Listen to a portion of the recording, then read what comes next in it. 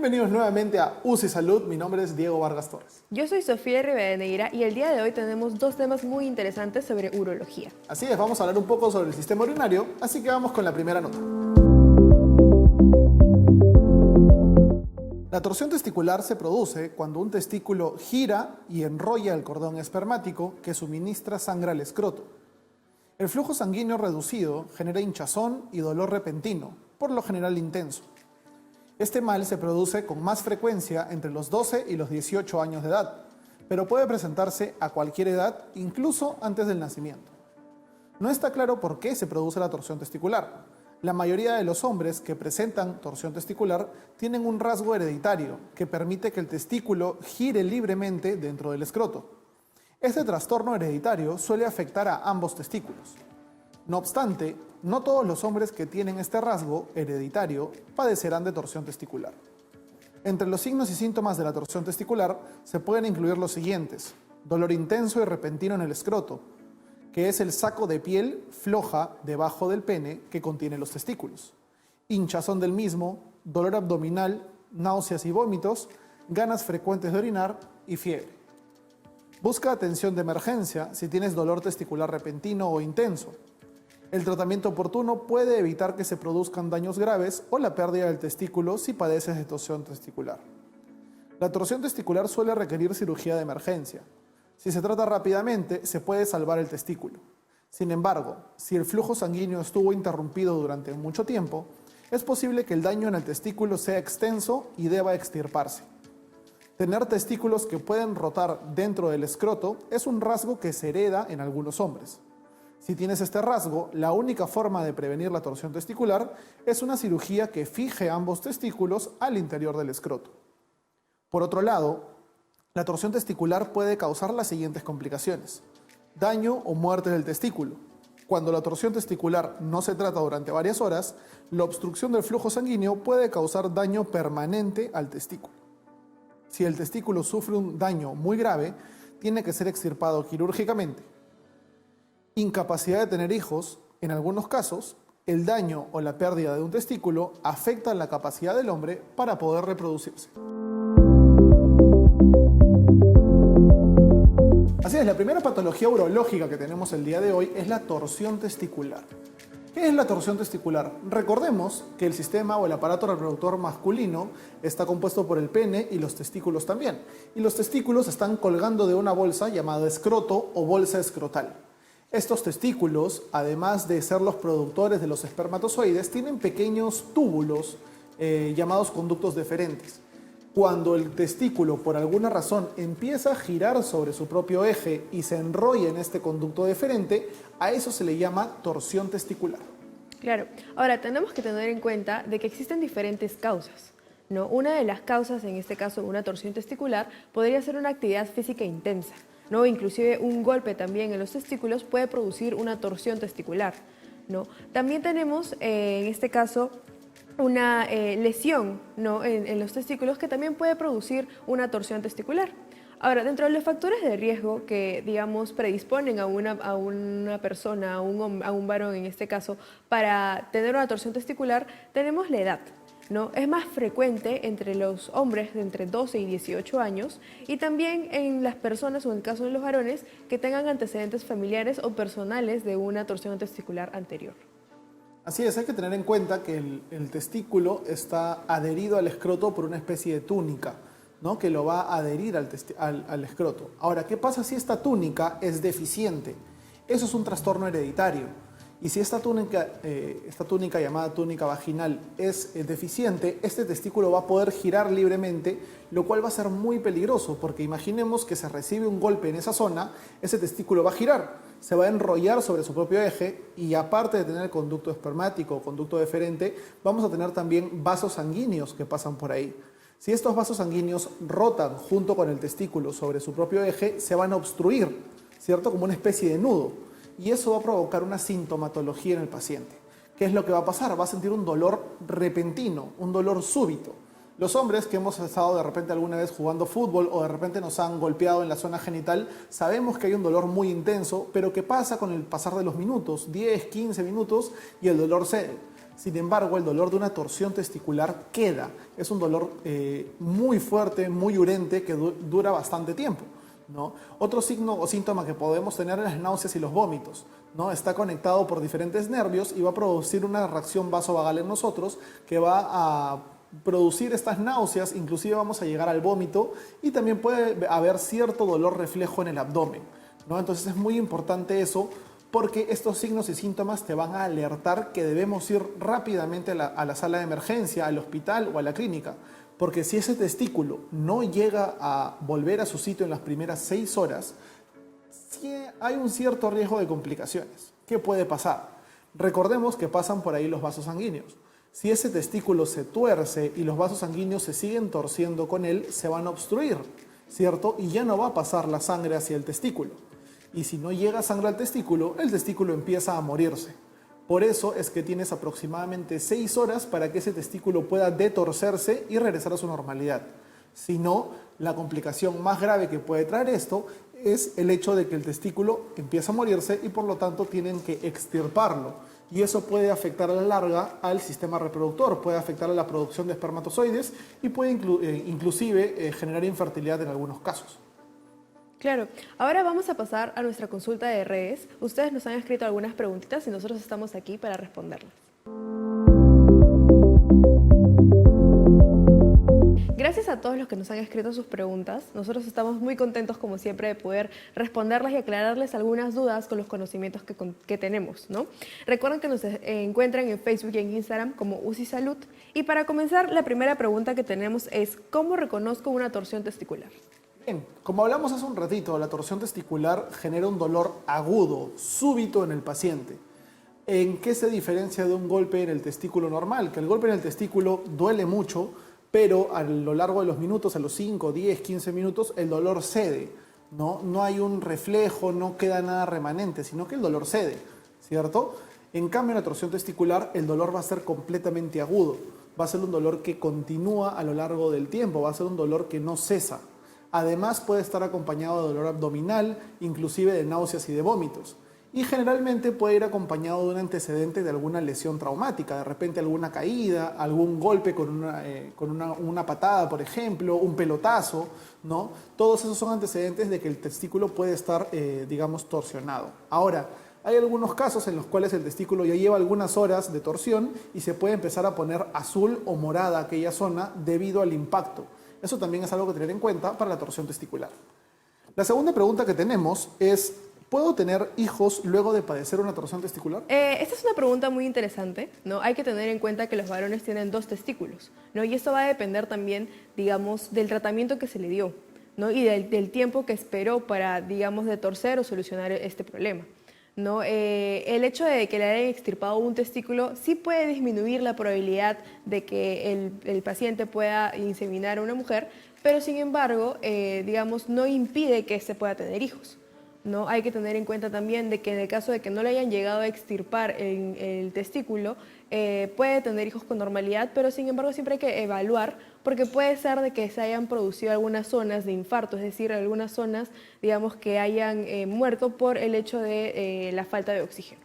Ahora, la tercera pregunta que tenemos es: ¿puede ser una consecuencia de medicamentos? Bien, la torsión testicular no tiene mucho que ver con los medicamentos. De hecho, hay 3 componentes que conforman la torsión testicular. Uno de ellos son los traumas, el segundo de ellos es el hereditario. No puede haber algún testículo que simplemente por no tenerla o no contar con la túnica vaginal pueda torcerse libremente sin ningún problema, ¿no? De repente el paciente está jugando en su casa, ¿no? Un niño de 12 años, o de repente está durmiendo y al hacer un mal movimiento puede detorcer ese testículo. Pero netamente por medicamentos no puede torcerse el testículo. Ahora, hay que tener en cuenta también, como mencionó Sofía hace un ratito, que el tratamiento debe recibirse en las primeras 6 horas. ¿Sí? Si el tratamiento se recibe después de las 6 horas, es muy probable que ese testículo se llegue a perder, ¿no? Entonces hay que tener eso muy en cuenta para llevar al servicio de emergencia a cualquier niño o joven que pueda ocurrirle una torsión testicular. Gracias a todos los que nos escriben por redes sociales. Recuerden que estamos en Facebook y en Instagram como UCI Salud. No te pierdas después de la pausa, porque tenemos un especialista, un médico urólogo, el cual nos va a ayudar a resolver algunas preguntas sobre la torsión testicular. Así que nos vemos después de la pausa.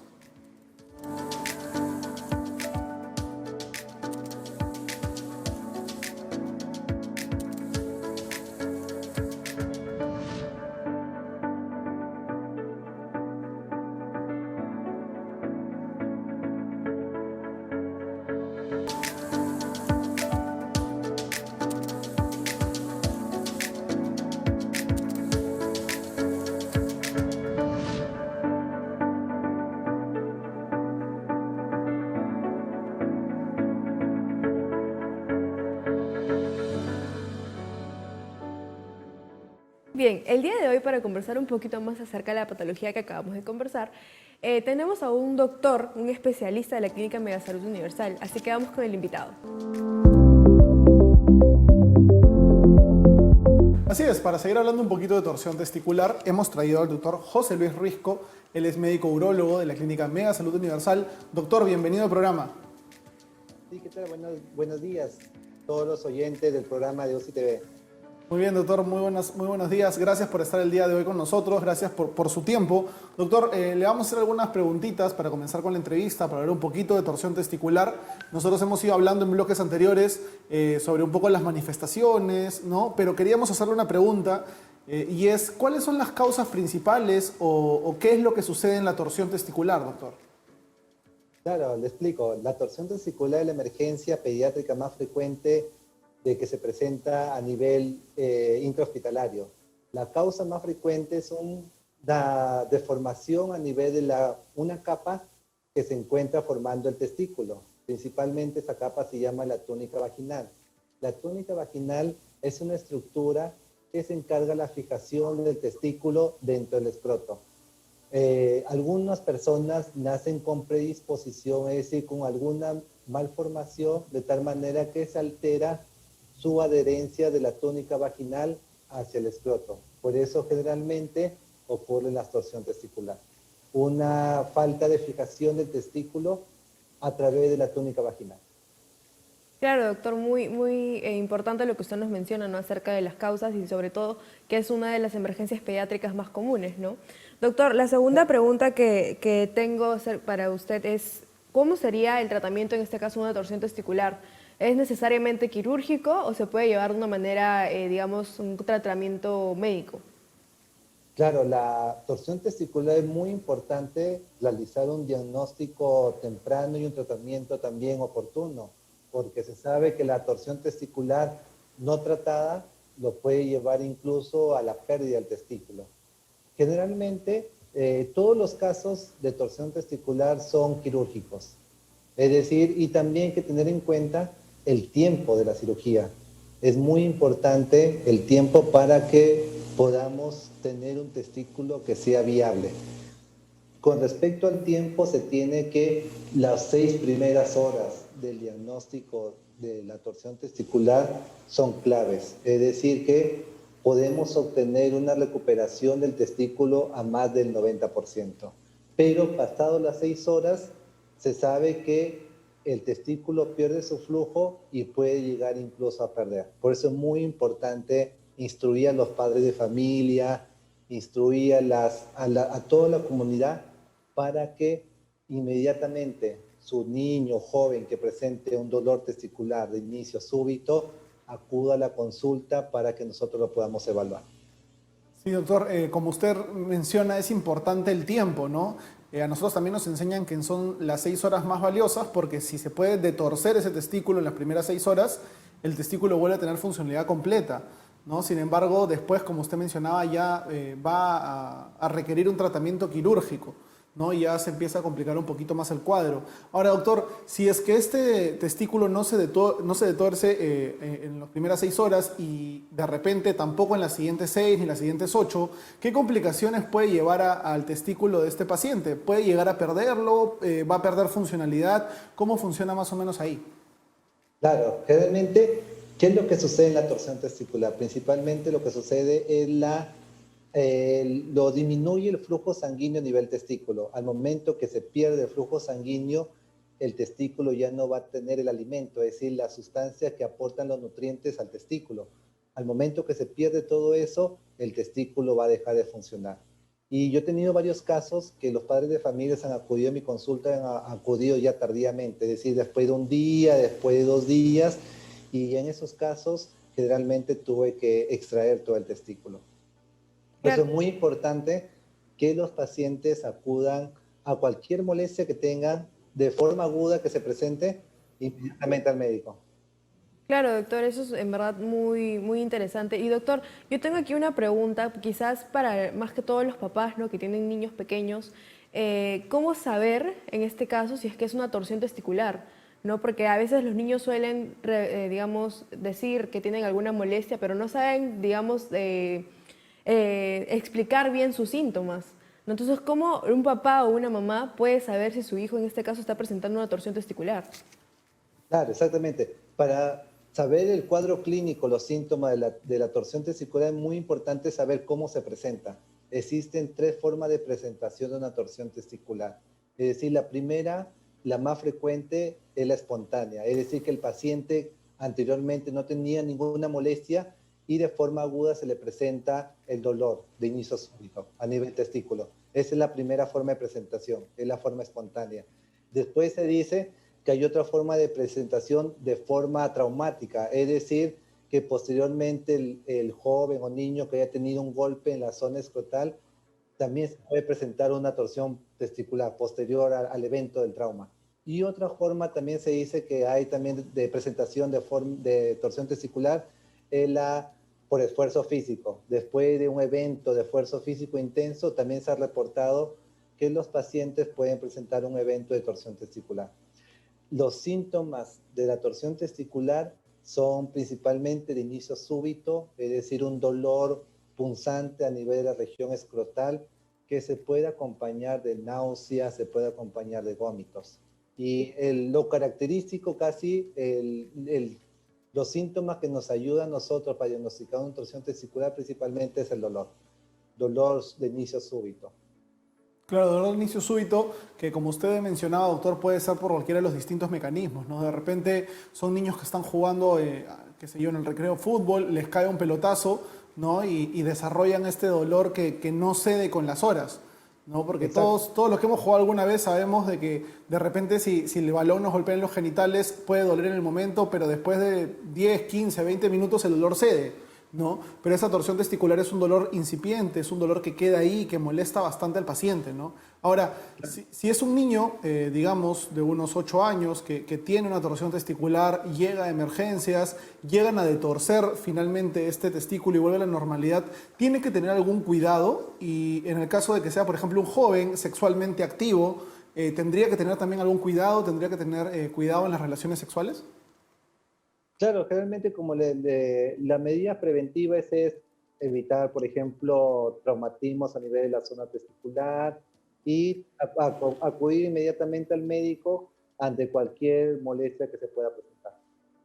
Claro, doctor, muy importante lo que nos comentan, ¿no? Y lo que nosotros siempre comentamos es de que ante cualquier, digamos, signo o síntoma, dolor o incomodidad, es importante, ¿no?, acudir a un médico para que nos pueda dar un diagnóstico oportuno y por ende también un tratamiento oportuno para evitar futuras complicaciones, ¿no? Doctor, le queremos agradecer mucho por su tiempo, por habernos aclarado las dudas que teníamos acerca de torsión testicular y por haber compartido también su conocimiento con las personas que nos están escuchando.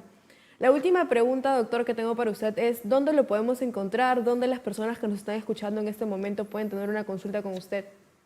Claro, a todos los televidentes les invitamos. Estamos ubicados ahorita en la Clínica Mega Salud los días miércoles y viernes a partir de las 8 de la mañana y con todo gusto le ayudaré a resolver todos sus problemas.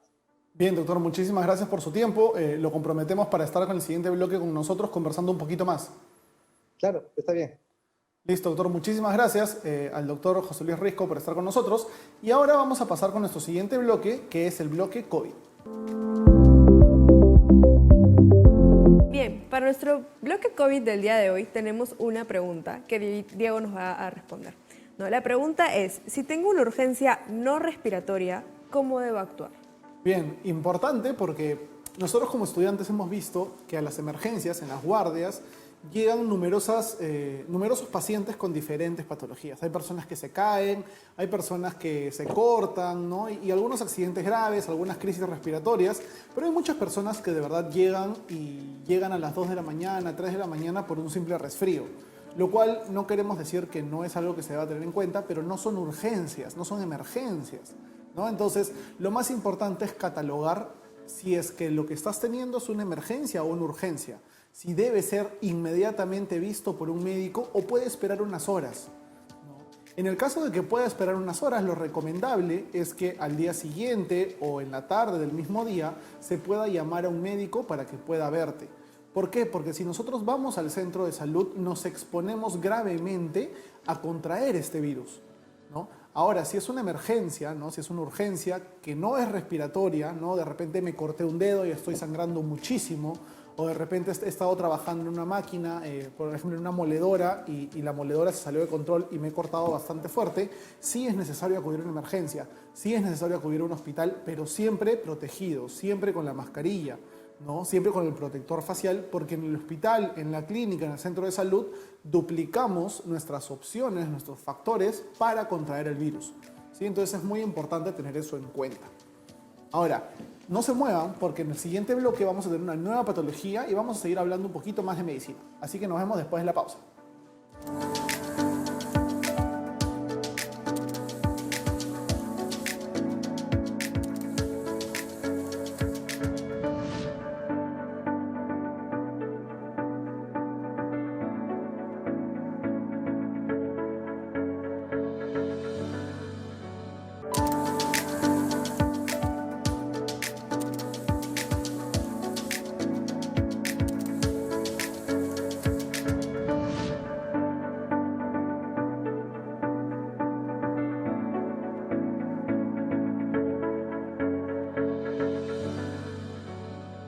Los cálculos renales son depósitos duros de minerales y sales que se forman dentro de los riñones.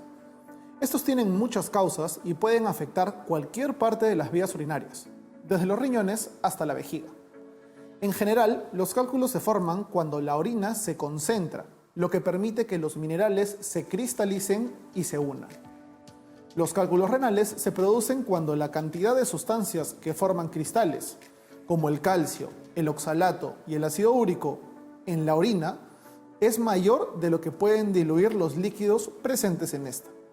Al mismo tiempo, la orina puede carecer de sustancias que impidan que los cristales se adhieran unos a otros, lo que crea un entorno ideal para la formación de cálculos renales.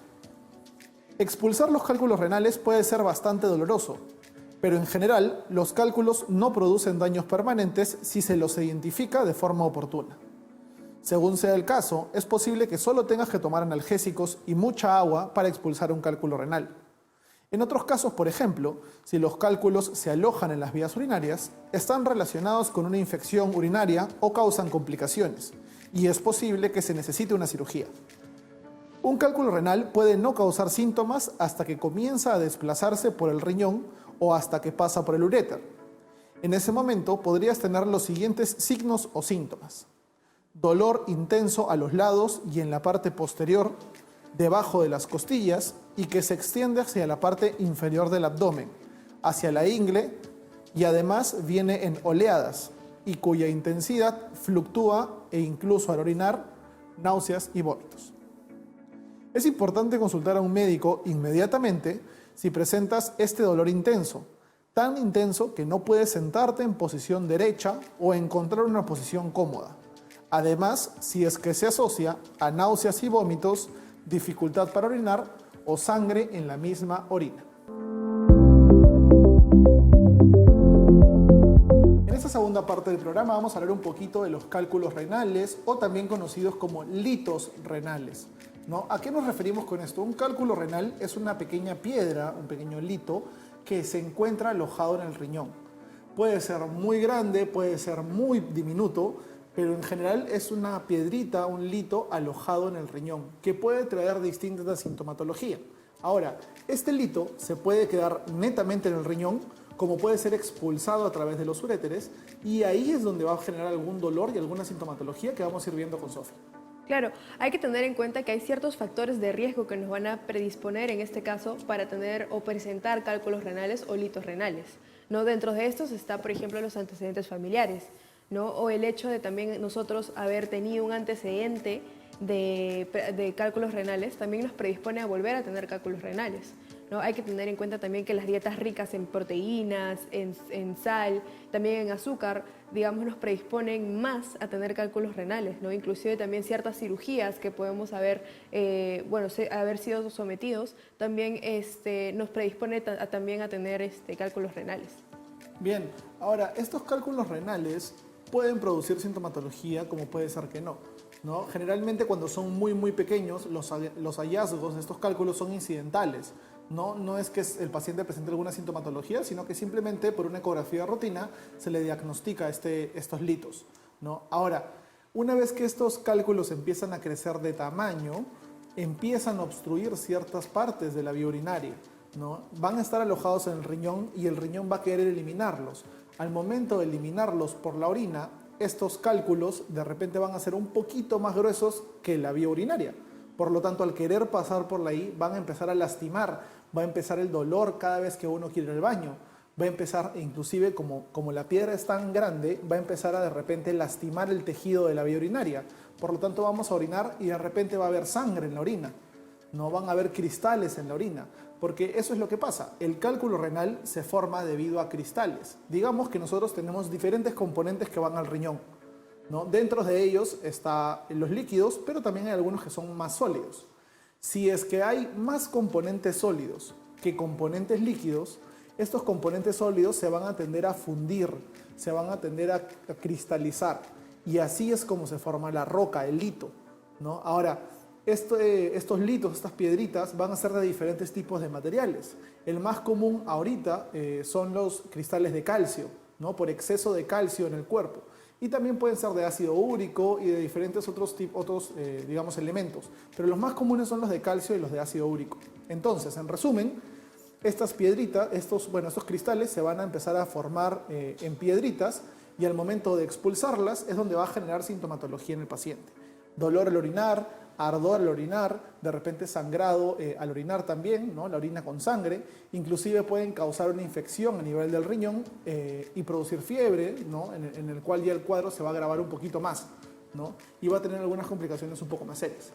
Claro, tenemos que saber de que el tratamiento oportuno de los cálculos renales es muy importante porque puede producir ciertas complicaciones, ¿no? Y no se trata solamente de darle tratamiento, en este caso, a los cálculos renales, sino también de tratar las causas, ¿no? Una de las causas, por ejemplo, también puede ser una enfermedad digestiva, ¿no? Que puede aumentar, en este caso, la absorción de calcio, y como Diego nos mencionó, uno de los, digamos, cálculos más comunes son los que están producidos por los cristales de calcio.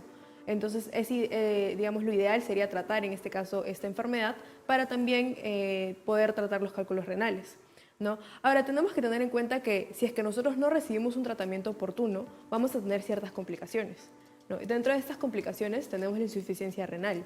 ¿Qué quiere decir esto? Nuestro riñón deja de funcionar como debería de funcionar y empieza a disminuir su función de filtrado. No va a funcionar menos, va a filtrar menos, y por ende va a producir otras complicaciones más, ¿no? Otra de las complicaciones que puede producir en este caso un cálculo renal es una infección urinaria, ¿no? Una infección urinaria que posteriormente puede causar también insuficiencia renal, ¿no? Puede producir cicatrices en el riñón, en el tejido renal, y esto va a disminuir su función, ¿no? Otra, digamos, complicación que también se puede presentar por un cálculo renal que no recibió tratamiento es la hipertensión renal, ¿no? Los vasos sanguíneos, en este caso del riñón, van a aumentar, digamos, la presión va a aumentar, y esto puede dañar también el tejido renal y posteriormente también desarrollar una insuficiencia renal.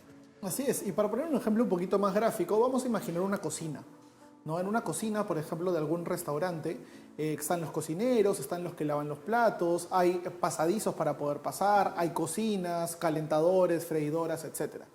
Y todo el espacio está dimensionado para que la cocina trabaje rápido, ¿no? Llega el pedido, se cocina, se saca, se lava, etc. Pero ¿qué pasaría si en esta cocina ponemos bastantes cajas? Cajas pesadas, llenas de libros, y las ponemos en distintos lugares. De hecho, se va a ver alterada la función de la cocina, porque no van a poder circular por donde circulaban normalmente los cocineros. De repente van a haber demasiadas cajas que se tienen que poner en algunos espacios y se van a cerrar estos espacios para poder trabajar. Es lo mismo que pasa en el riñón. Estos cálculos, estas piedritas, se alojan en el riñón y evitan que el riñón funcione de manera correcta. Por lo tanto, si no funciona de manera correcta, van a haber alteraciones en todo nuestro cuerpo. De repente se nos pueden hinchar los pies, ¿no? De repente, como mencionaba Sofi, vamos a tener una insuficiencia renal. El riñón no funciona de manera adecuada, al igual que la cocina. Entonces hay que tener muy en cuenta esto. ¿Cómo podemos prevenir esta enfermedad? Va a ser un poquito complicado prevenirla porque no sabemos muy bien cuándo nuestro nivel de calcio está elevado, cuándo nuestro nivel de ácido úrico está elevado, Lo más importante es mantener una dieta saludable, no excedernos en calcio, y si es que tenemos algún antecedente familiar o personal de haber tenido cálculos, ir siempre con nuestro médico general o con nuestro médico nefrólogo, nuestro médico urólogo también, a chequearnos, ¿no? A ver que todo esté de acuerdo, a sacarnos una ecografía, ¿no? Es lo más importante para poder prevenir esta enfermedad. Ahora vamos a pasar a la consulta de redes. Ustedes nos han hecho algunas preguntas tanto en Facebook como en Instagram, así que vamos a ver eso. Bien, antes de empezar con nuestras consultas de redes, queremos agradecerles por habernos escrito y como siempre nosotros estamos muy contentos de poder ayudarlos, ¿no? Recuerden que nos encuentran en Facebook y en Instagram como UCI Salud. La primera pregunta que tenemos para este tema es, ¿puedo tomar alcohol si tengo cálculos renales? Bien, la respuesta que todo el mundo pensaría es que si tengo menos líquido que sólido en el riñón, la solución sería tomar más líquido y así va a crecer la cantidad de líquido y voy a poder depurar estos cristales. Lo cual hasta cierta parte es cierto, tomar mucha agua va a ayudar a disolver estos cálculos renales, pero no alcohol. ¿Por qué? Porque el alcohol contiene ciertas sustancias como el oxalato y como el ácido úrico que al final se van a metabolizar y van a generar más cristales. Por lo tanto, no es adecuado ingerir alcohol si es que tenemos cálculos renales porque pueden agravar estos cristales, los pueden hacer más sólidos, más grandes. Pero sí es adecuado tomar más líquido, ¿sí? Evitar el Gatorade, evitar las sales rehidratantes, evitar las bebidas rehidratantes, sino tomar netamente agua y líquidos. Ahora, la segunda pregunta que tenemos es si los cálculos renales son hereditarios. Bueno, aquí hay que tener en cuenta, como les mencioné anteriormente, que los antecedentes familiares son, digamos, un factor de riesgo o te predisponen a tener, en este caso, un cálculo renal, ¿no? Pero siempre y cuando tú lleves una vida saludable o, digamos, lleves una dieta saludable, tu probabilidad de tener un cálculo renal va a disminuir, ¿no? Y siempre es importante chequearte con tu médico, siempre es importante que ante cualquier síntoma vayas con tu médico para que te pueda dar el tratamiento oportuno y también, por ende, un diagnóstico. Ahora, la tercera pregunta que tenemos es, ¿cuántos litros de agua debo tomar para eliminarlos? Bien, como en toda medicina, esta pregunta se responde con un depende. Va a depender de cuánto peso tiene el paciente, de cuánta altura tiene el paciente. Generalmente se recomienda que una persona común y corriente de 60 kilos debe tomar más o menos entre 2, 3, 4 litros de agua al día para mantener un funcionamiento correcto. Ahora, la persona que tiene cálculos renales va a tener que tomar un poquito más de agua para poder ayudar a disolver estos cálculos, ¿sí? No quiere decir que solamente con el líquido y con el agua se van a disolver. Eso no necesariamente es cierto, pero sí va a ayudar a un mejor funcionamiento del riñón. Como repetimos hace un ratito, no tomar bebidas alcohólicas, no tomar bebidas rehidratantes, ni nada muy azucarado, sino agua. El agua va a llegar al riñón, va a aumentar la cantidad de líquido y va a hacer de cierta forma que estos cristales, estos litos, estas piedritas, empiecen a disminuir su tamaño, empiecen a disminuir su calibre y puedan eliminarse por la orina de una manera más sencilla. Gracias a todos los que nos escriben por Instagram, por Facebook. Recuerden que estamos como UCI Salud en todas las redes sociales. Ahora les decimos que no se pierdan el siguiente bloque porque vamos a hablar con un especialista, el cual nos va a ayudar a disolver algunas dudas sobre los cálculos renales. Así que nos vemos después de la pausa.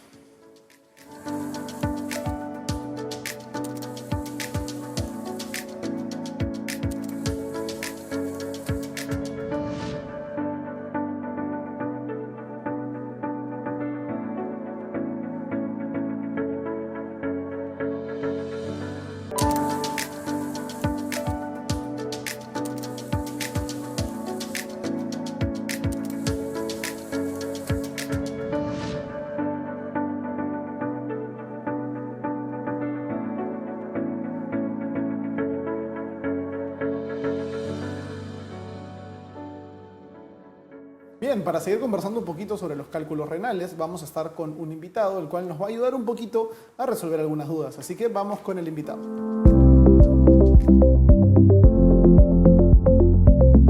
Bien, estamos nuevamente con el doctor José Luis Risco, médico urólogo de la Clínica Megasalud Universal. Bienvenido, doctor. ¿Qué tal? Mucho gusto. Muy buenos días a todos. Muchas gracias, doctor, por tomarse un tiempito para poder conversar acerca de los cálculos renales. Doctor, la primera pregunta que tenemos para usted el día de hoy es ¿a qué se deben principalmente los cálculos renales? ¿Cuáles son, digamos, las causas o cuáles son los factores de riesgo que predisponen a una persona a tener cálculos renales? Claro, en primer lugar, para definir la causa tenemos que saber cuál es el tipo de composición de cada de los cálculos renales. Se sabe que existen hasta más de varios tipos, pero la causa más frecuente son, en primer lugar, son los oxalatos de calcio, en segundo lugar son de fosfato cálcico, en tercer lugar son de ácido úrico, en cuarto lugar son de estrubita y tenemos otros que son menos frecuentes, por ejemplo, los de cistina y también debido a medicamentos. De acuerdo a qué tipo de cálculo tiene el paciente, se puede saber qué tipo de difusión tiene el paciente. Por ejemplo, hay pacientes que tienen un calcio en la sangre muy elevado. Eso le ayuda a que cuando el paciente se elimine el calcio por la orina, generalmente todas esas sales se cristalicen y por consiguiente formen los cálculos renales. Otra también causa es una enfermedad muy frecuente en la comunidad acá de Lima es la hiperuricemia, es decir, la gota que se presenta en los pacientes. Eso también conlleva a que el ácido úrico formado a nivel de la sangre se depure, se elimina a través del riñón y también se precipiten esas sales y por consiguiente también formen cálculos renales. La causa más frecuente acá en Lima de la población en general son los cálculos de oxalato de calcio y los cálculos de ácido úrico. Las medidas principalmente son de que a los pacientes le indicamos que no consumir grandes cantidades de calcio, es decir, que tenemos pacientes de la tercera edad que consumen suplemento de calcio, que consumen suplemento de vitamina D, a ellos principalmente decirle que no lo tome si no es previa supervisión médica. Bien, doctor, es importante lo que menciona, ¿no? Los distintos tipos de cálculo que pueden existir, de eso va a depender los factores de riesgo que tenga el paciente. Y justamente por ahí, siguiendo esa línea, cuando una persona ya tiene cálculos en el riñón, sabemos que el dolor que siente es bastante fuerte, ¿no? Se dice que es un dolor muy agudo, que es incomparable con otros tipos de dolores. Ahora, a estos pacientes que ya están con sintomatología, ¿qué tratamiento se les da? ¿Se utiliza una vía endoscópica de repente? ¿Se utiliza una litotricia? ¿Se le da medicamento? ¿Cómo se procede con estos pacientes? Claro, es una pregunta muy importante porque a mi consulta vienen varios pacientes que por medio de la ecografía se le diagnostica una microlitiasis renal. Para primero el examen de elección que nos permita a nosotros hacer el diagnóstico y hacer el tratamiento de todo paciente es la tomografía de las vías urinarias. El examen de ecografía es un examen preliminar que nos ayuda a saber de manera general cómo está el estado de riñón. Pero un examen que nos ayuda a diagnosticar con mayor precisión es una tomografía de la vía de riñón. Y posteriormente el tratamiento lo damos de acuerdo al tamaño de cada piedra. Por ejemplo, se sabe que las piedras menores de 5 milímetros el paciente lo puede eliminar espontáneamente, es decir, con medidas de abundante líquidos, de evitar bebidas rehidratantes, es decir, consumo de bebidas, por ejemplo, el Gatorade, todo eso, hace que el paciente tenga altas concentraciones de calcio, fósforo, de esas sales en la orina y por consiguiente al momento de precipitar se originan los cálculos. Y también es muy importante saber, para evaluar al paciente, como dije, es el tamaño. Menor de 5 milímetros se eliminan espontáneamente. Después de 5 milímetros existen varios tipos de tratamiento. Por ejemplo, tenemos la litotripsis corpórea y la cirugía endoscópica. Es decir, que mínimamente invasivo sin ningún tipo de corte. Claro, doctor, hay que tener en cuenta estas opciones de tratamiento, ¿no? De acuerdo al tamaño del cálculo, de acuerdo también al paciente, ¿no? Y hay que saber que es importante que ante cualquier síntoma, como siempre lo decimos y como siempre lo vamos a repetir, es necesario acudir a un médico para que nos pueda dar un tratamiento oportuno. Ahora, doctor, ¿qué sucedería o qué complicaciones se podrían presentar si es que un paciente, en este caso, no recibe un tratamiento y el cálculo permanece en las vías urinarias? Claro, esa también es una pregunta muy importante para instruir a todos los pacientes de que acudan a la consulta médica para la evaluación y también para el tratamiento. Es decir, si un cálculo permanece en la vía urinaria más de 15 días, se sabe que va afectando la funcionalidad del riñón. Es decir, que por más de 15 días el riñón ya comienza a afectarse. Pero no solo el paciente se afecta el riñón, sino también puede originar infecciones urinarias, incluso he tenido varios pacientes que no se han tratado a tiempo, pueden llegar incluso hasta la UCI por complicación infecciosa de su piedra. Por eso es muy importante que el paciente se trate inmediatamente porque es una emergencia urológica. Los cálculos de la vía urinaria es una emergencia urológica para evitar complicaciones infecciosas, que es la más frecuente, o complicaciones de riñón, es decir, pérdida de la función. Bien, si bien es cierto, doctor, los cálculos renales son bastante frecuentes, no debería tomárseles como algo natural, no debería tomárseles como un juego, porque sí pueden causar, o bueno, pueden cursar al final con una insuficiencia renal que va a terminar destruyendo el riñón del paciente y al final una enfermedad renal crónica que ya llegando al estadio 4 o 5 la única solución va a tener que ser el trasplante, ¿no? O la diálisis continua. Entonces es importante Claro, concientizar he eso. tenido varios pacientes que han tenido por largo tiempo unas piedras en el riñón y han llegado incluso a perder su riñón. Después de 1 año, 2 años que han dejado su piedra, no se han tratado, han tenido que perder el riñón. Sí, no, nosotros como estudiantes también en las rotaciones que podemos tener vemos insuficiencias renales agudas, pero también enfermedades renales crónicas, ¿no? Y debido a algunas pérdidas en el riñón, algunos litos que se quedaron ahí que no recibieron tratamiento. Doctor, ahora la persona que se hace tratar estos litos, que se hace tratar estas piedras, una vez de que ya, digamos, se completó el tratamiento, las piedras desaparecieron por hallazgo ecográfico o por tomografía, ¿pueden volver a recurrir estas piedras? ¿Hay que seguir alguna dieta especial o ya no van a aparecer nunca más? Claro, esa es una pregunta que también para estudiar a toda la población, es decir, se sabe que el 60% de pacientes que forman cálculos forman de forma idiopática, es decir, que no se sabe la causa por qué ha formado la piedra de riñón. Pero después el 40% se puede identificar la causa. Por eso todos mis pacientes que tienen una enfermedad formadora de cálculos, yo le indico un estudio metabólico. El estudio metabólico consiste en la medición de calcio en orina, calcio en sangre, ácido úrico en orina, ácido úrico en sangre, de tal manera que tenemos unos valores comparativos, tanto sanguíneos como de orina, y nos ayuda a ver qué tipo de disfunción tiene a ese nivel.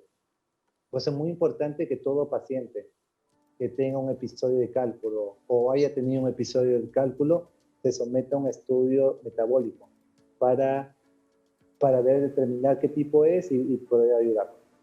Claro, doctor. Entonces, en conclusión, podemos decir de que primero es necesario y es recomendable un tratamiento oportuno para evitar complicaciones que pueden llegar hasta perder un riñón, ¿no? Es muy importante también acudir a un médico y que el tratamiento sea, en este caso, si es un procedimiento realizado por un médico especialista o inclusive si es un tratamiento, digamos, ya un poco más analgésico, sea también indicado por un médico especialista, ¿no? Y doctor, la última pregunta que le quiero hacer es ¿dónde lo podemos encontrar? ¿Dónde las personas que nos están viendo en este momento pueden tener una consulta con usted? Claro, le invito a toda la población a visitarme en la clínica Mega Salud de miércoles y viernes a partir de las 8 de la mañana y con gusto les atenderé. Bien, doctor, muchísimas gracias por su tiempo, gracias por sus explicaciones muy ilustrativas. Esperamos tenerlo nuevamente en el programa alguna vez para seguir conversando. Ya, mucho gusto, muchas gracias a ustedes también. A usted, doctor, muchísimas gracias. Y ahora vamos a ir con un siguiente bloque en el cual vamos a aclarar algunos términos médicos que no terminan de ser tan claros. Vamos con el diccionario médico.